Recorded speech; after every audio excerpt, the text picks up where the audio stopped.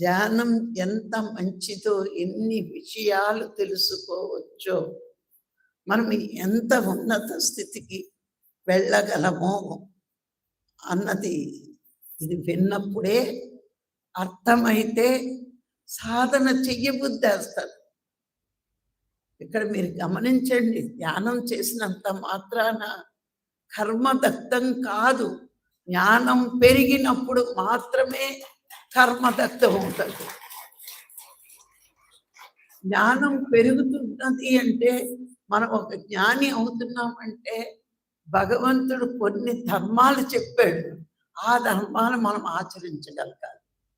నువ్వు నా దగ్గరికి రావాలి అంటే కిందకు వచ్చినప్పుడు మనం స్వచ్ఛంగా తెల్ల పేపర్లా వచ్చామంట.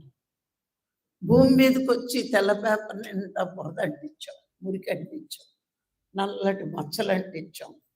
మళ్ళా సాధనలోకి వచ్చి అంటించిన మురికి కానీ ఈ మురికిలన్నీ కడుక్కుని స్వచ్ఛమైన తెల్ల పేపర్ లాగా అయినప్పుడే పైలోకాలకు వెళ్ళడానికి అర్హత వస్తుంది. మరి కళ్ళు మూసుకుని నేను వినేస్తానంటే నీకేం మురికి ఉందో నీకే తెలియదు. నీకేం మురికి ఉందో నీకు తెలిస్తే కదా ఆ మురికిని కట్టుకోవడం. అది తెలుసుకోవాలంటే ఖచ్చితంగా జ్ఞానం వినాల్సిందే. ఏం తప్పు చేస్తున్నామో తెలియకుండా తప్పును సరిదిద్దుకోలేము.